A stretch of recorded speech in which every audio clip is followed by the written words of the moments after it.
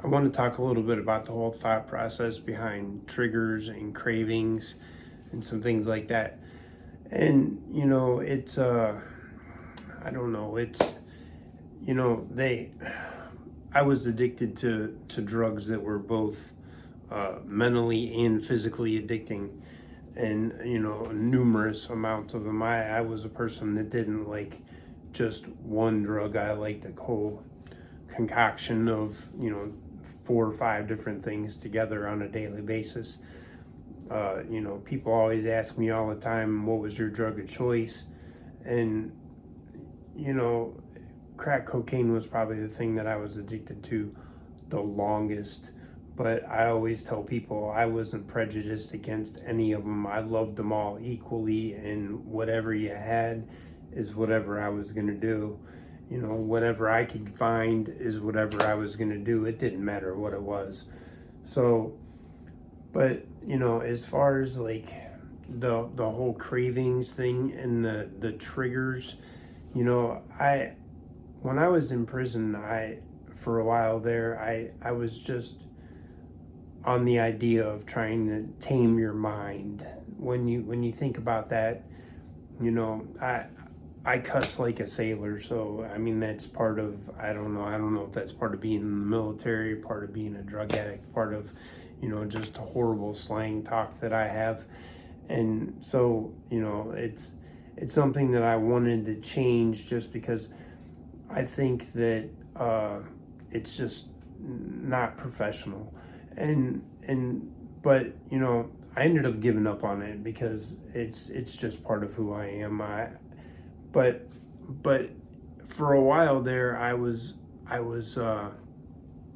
trying to stop cussing, and I had to actually sit there and slow down my brain and think about each individual word that was getting ready to come out of my mouth. Because if I just go on autopilot and just start talking, I'll have f-bombs coming out every other word. It's not as much like foul conversations, foul topics conversation, but I'm talking about just saying f this, f that. It just flows out of my mouth naturally, and to try and stop it, it's a really hard process. Like, you have to sit there and really think about, I had to slow everything down and think about what I was getting ready to say before I would even say anything, because that's it's just so natural for me to do it. And so I say all that to say that the same thing applies with addiction. I mean, sometimes you just really have to slow down, and you have to think about your next step. Like, I used to get so caught up in tunnel vision.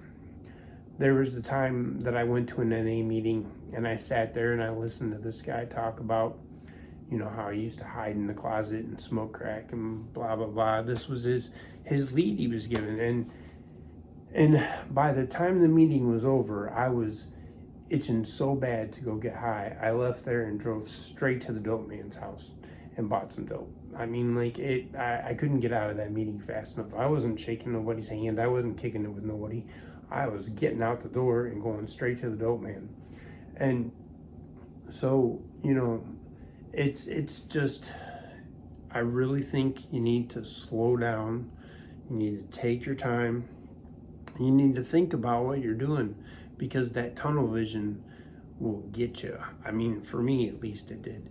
And as far as like my triggers, I mean, there was things I had to do. I wasn't able to carry money for a long time, and it was just something that I couldn't do. And I hated that, because it made me feel like I was a broke down person, and I was I don't know, and you think that when you get into recovery that, oh my God, everything should be fixed. I should be able to carry money now. I should be able to do this. I should be able to do that. Listen, I was used to running around with no money in my pocket when I was getting high, because I could blaze through a couple $1,000s in a heartbeat.